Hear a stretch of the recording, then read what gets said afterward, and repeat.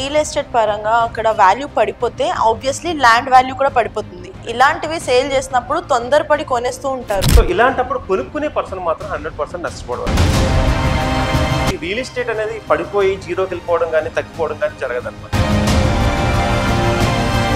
Loans తీసుకుని మరి plots లో ఇన్వెస్ట్ చేస్తారు. మన మెడలో ఒక పెద్ద గుదిబండ వేసుకుని తిరుగుతాం. అద్దీంట్లో ఉన్న హ్యాపీగా ఉండదు. ఒక మిడిల్ క్లాస్ ఫ్యామిలీ వాళ్ళు ఇన్వెస్ట్ చేస్తే వాళ్ళు రిచ్ అయ్యే అవకాశాలు ఉన్నాయా? నా దగ్గర ఒక 10 years ఆఫ్ ఎక్స్పీరియన్స్ లో ఎవరైతే ల్యాండ్స్ మీద ఇన్వెస్ట్ చేస్తారో వాళ్ళు నిజంగానే కరోడ్పతి అయ్యారు.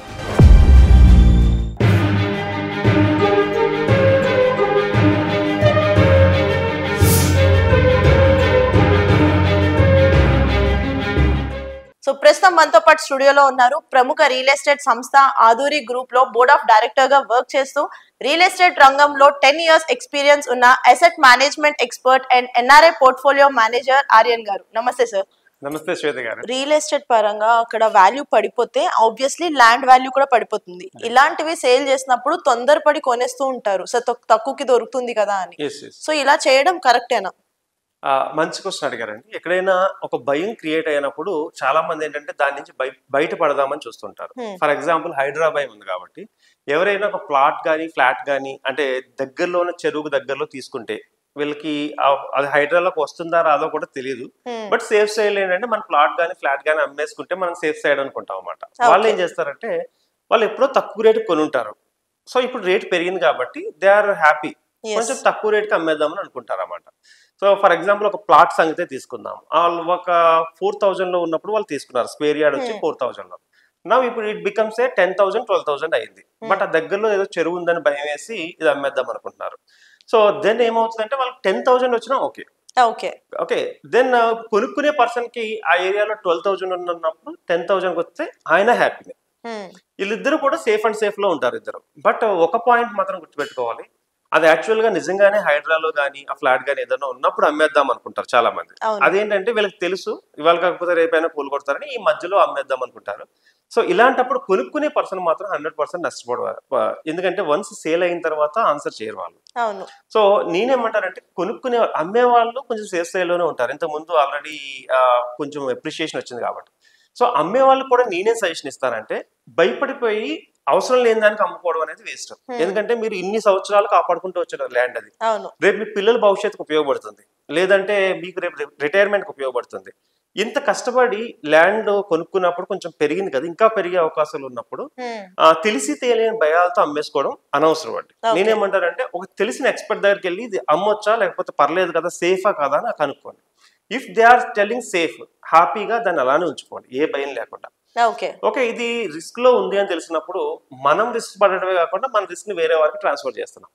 వాళ్ళు ఏం చేస్తారంటే కొనుక్కోవడానికి చూసుకోకుండా కొనుక్కుంటే కస్టమర్ పాయింట్ ఆఫ్ వ్యూ నేను ఏం చేస్తానంటే ఒక లీగల్ ఒపీనియన్ తీసుకోమని చెప్తాను. ఒక లీగల్ ఒపీనియన్ తీసుకుని దట్ కమ్స్ అండర్ హైడ్రాలో ఉందా లేదంటే ఇంకొక ఏదైనా జీవోస్ మధ్యలో ఉందా, ఇలాంటివన్నీ తెలుసుకున్న తర్వాత కొనుక్కోవడం అనేది ఉత్తమం అండి.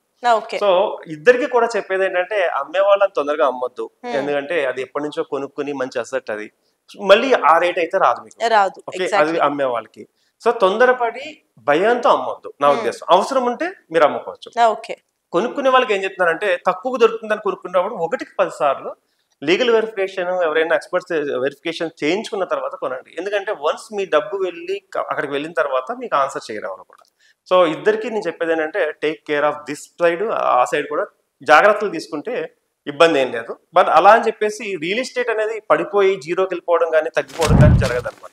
ఒక హోల్డ్ పడుతుంది. అంటే ఏదైనా భయం వచ్చినప్పుడు ఒక 10,000 రూపాయలు ఉన్నది, ఆ 10,000 రూపాయలు కొంచెం ఎక్కువ రోజులు ఉంటుంది. అంతేకాని 10,000 5,000కి వచ్చేది. అంటే మిగతా మనకి షేర్స్ లాగా ఒకే రోజు పెరిగిపోయి ఒకే రోజు తగ్గిపోవడం అనేది రియల్ ఎస్టేట్ లో జరగదు. సో ఒక భయపడే అవసరం లేదు. ఒక జాగ్రత్తగా ఇటు కానీ అటు కానీ సేఫ్ సైడ్ ప్రికాషన్స్ తీసుకుంటే my suggestion is hold for some more days.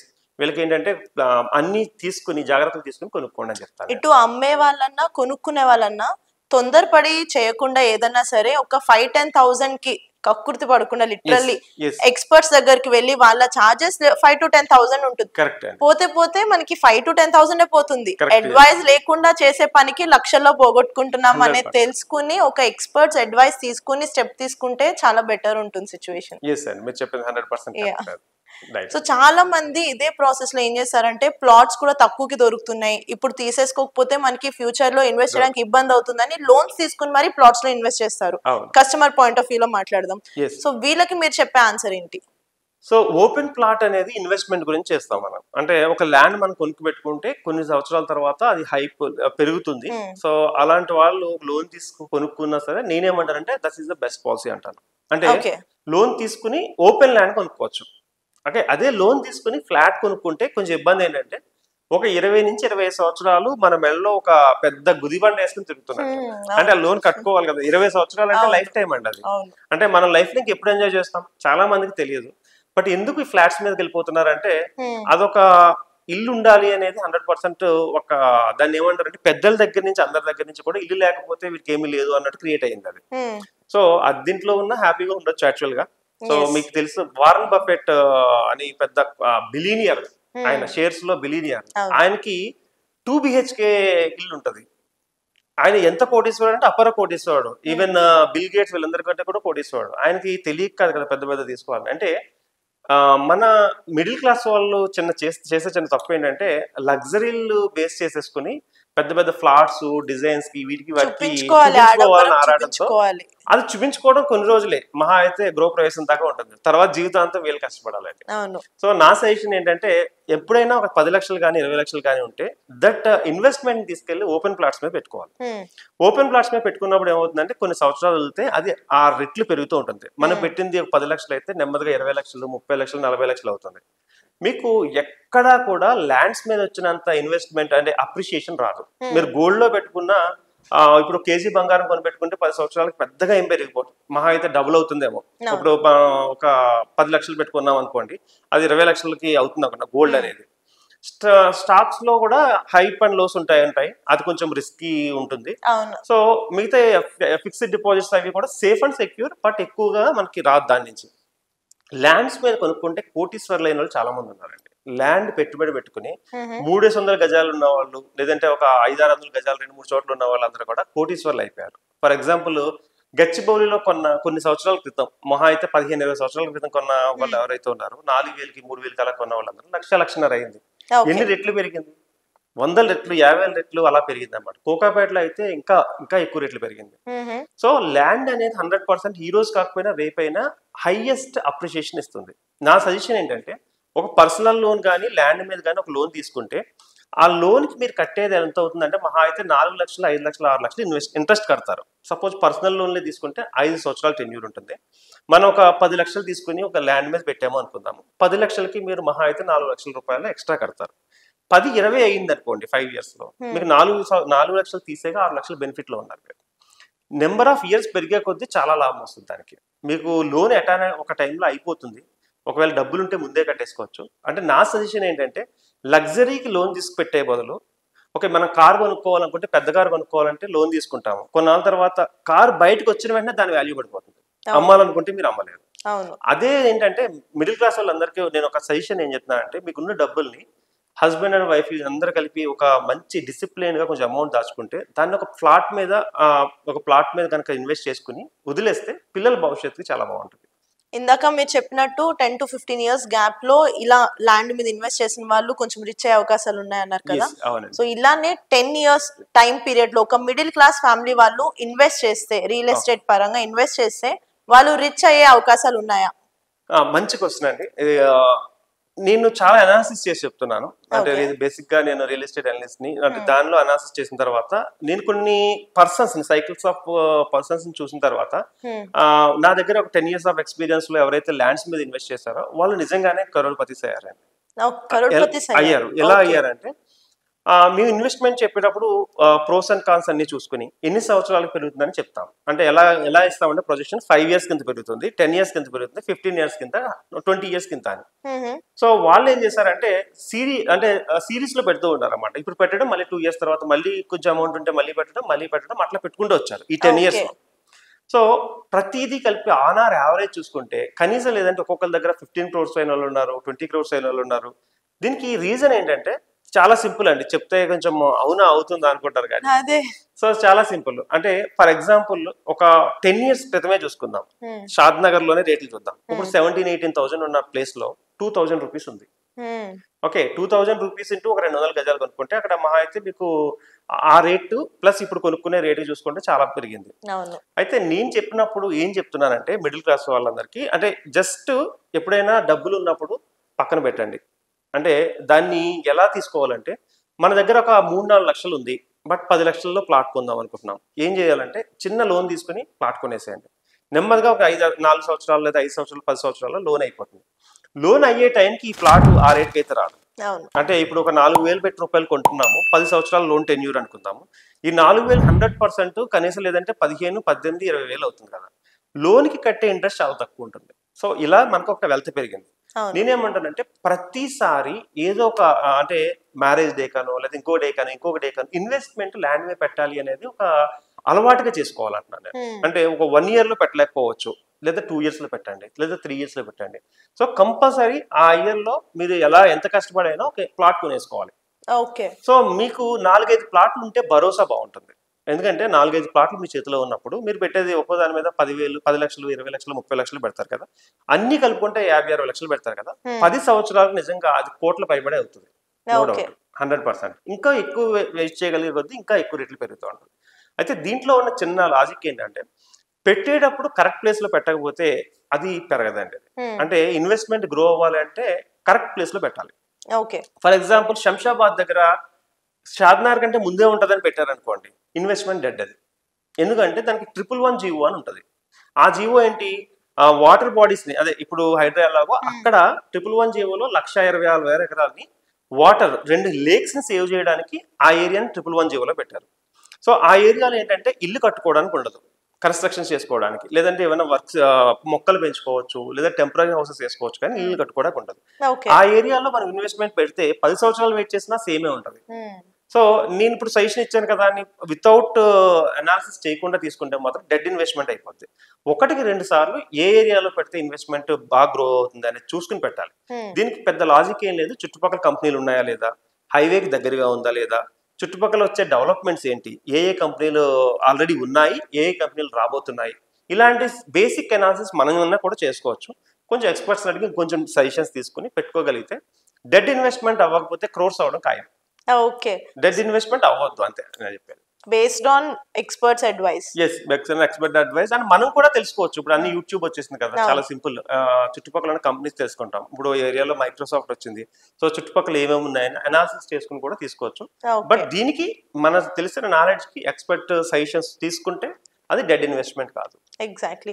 కానీ మీరు ఇందాక అన్నట్టు షాద్ నగర్ లో ఇన్వెస్ట్మెంట్, లేదంటే శ్రీశైలం హైవే లేదా ముంబై హైవే, ఎందుకు ఇట్లా లాంగ్ డిస్టెన్స్ వెళ్ళిపోయి కొన్ని కిలోమీటర్స్ ట్రావెల్ చేసి అక్కడ ఇన్వెస్ట్మెంట్ చేయడం అంత అవసరం అంటారా?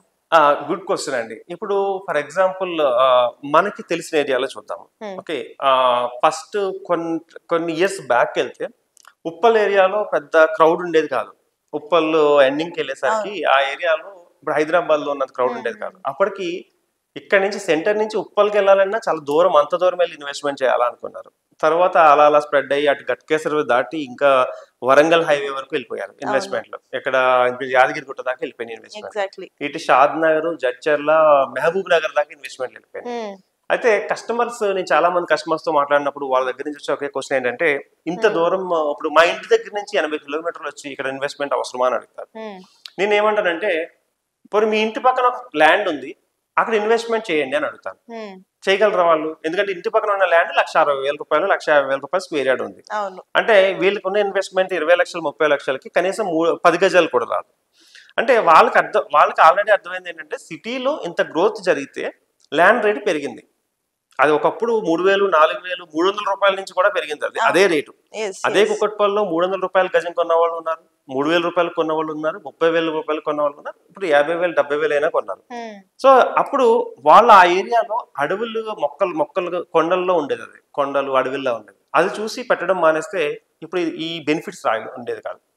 నేనేమంటానంటే, ఎప్పుడైనా సరే దూరం దగ్గర కాబోతుంది, మన జనాభా పెరిగిపోతున్నప్పుడు ఇల్లు అవసరాలు కావాలి. సో నెమ్మదిగా స్ప్లిట్ అవుతూ ఉంటాం అన్నమాట. సో నేనేమంటానంటే, ఇంతకు ముందు మనమే అనుకుంటామంటే గచ్చిబౌలిలో మనం కొనుంటే బాగుండేది, అప్పుడు మన దగ్గర డబ్బులు ఉంటుండే, బట్ కొనుంటే బాగుండేది అనుకుంటాం. రేపు ఈ 60-70 కిలోమీటర్లు వెళ్ళి కొనాలనుకునే వాళ్ళందరూ కూడా ఒక 4-5 years తర్వాత కొనుంటే బాగుండేది అని కంపల్సరీ అనుకుంటాం. సో ఎందుకంటే జనాలందరూ పెరిగేటప్పుడు దూరం మనం లెక్కేసుకోకూడదు. అంటే మన ఇంటి దగ్గర నుంచి దగ్గరగా ఉన్న దాన్నే కొందాం అనుకుంటే కోట్లు పెట్టాలి. ఎప్పుడైనా ఇన్వెస్ట్మెంట్ అనేది తక్కువ ప్రైస్ లో ఉన్నప్పుడు పెట్టుకుంటే ఎక్కువ ప్రైస్ రావడానికి అవకాశాలు ఉన్నాయి. అంటే 10,000, 15,000, 20,000 ఎవరైతే ఇన్వెస్ట్మెంట్ చేసుకుంటారో వాళ్ళు లక్షలు ఎంజాయ్ చేయగలరు ఇన్ ఫ్యూచర్. ఇప్పుడు అదే జరిగింది కదా, మన గచ్చిబౌలిలో చూసుకున్న, కుకుట్పల్లిలో చూసుకుని, ఉప్పల్లో చూసుకుని, ఇవన్నీ కూడా తక్కువ ఉన్నప్పుడు పెట్టుకున్న వాళ్ళు బెనిఫిట్ అయ్యారు ఇప్పుడు. సో నన్ను అడిగితే ₹1 ₹10 ఎక్కడవుతుందో అక్కడ మాత్రం పెట్టుకోవాలి. అది మన ఇంటి పక్కన ఉండాలని కోరుకోకూడదు. సో కొంతమంది గోవాలో పెడుతున్నారు, కొంతమంది వచ్చేసి అదర్ కంట్రీస్ దుబాయ్లో పెడుతున్నారు. మరి మన ఇంటికి ఎన్ని కిలోమీటర్ల దూరం అది. బట్ ఏంటంటే ₹10 అవ్వాలనుకున్నప్పుడు కొంచెం దూరం వెళ్ళడం తప్పదు. నేనేమంటున్నానంటే 70-80 గురించి ఆలోచించి ఇప్పుడు పెట్టుబడి పెట్టడం మానేస్తే 1.5 year తర్వాత 100% 120 కిలోమీటర్లకి అదే రేట్ తీసుకోవాలి. 120 కిలోమీటర్లు దాటిన తర్వాత కూడా.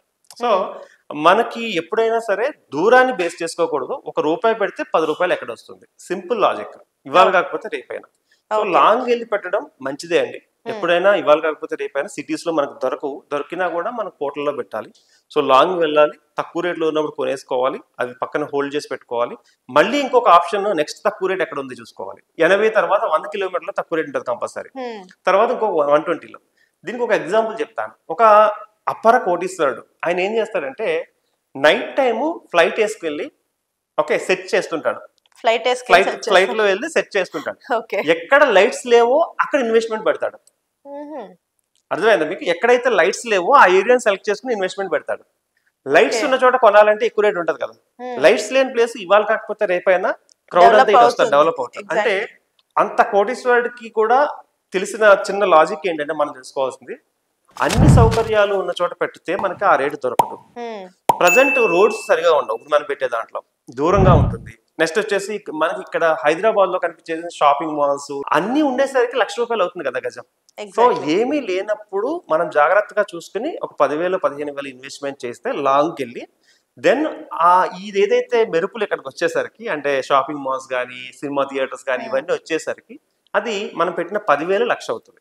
అంటే 10 times పెరుగుతుంది అన్నట్టు అనమాట. సో అట్లా మనం ప్లాన్ చేసుకోవాలి. కానీ లాంగ్ ఉంది అని చెప్పి చాలా మంది వెనకడుగు వేసిన వాళ్ళు 100% చాలా బాధపడుతున్నారు ఇప్పుడైతే, నేను చూస్తూ ఉంటాను కాబట్టి. ఓకే, సో లాంగ్ వెళ్ళి ఇన్వెస్ట్ చేయడం వల్ల మనకి చాలా బెనిఫిట్స్ ఉన్నాయంట. బెనిఫిట్స్ ఉంటాయండి, ఫ్యూచర్ లో బెనిఫిట్స్ ఉంటాయి. లేదంటే ఈ హడావుడంతా అక్కడ ఉండదు.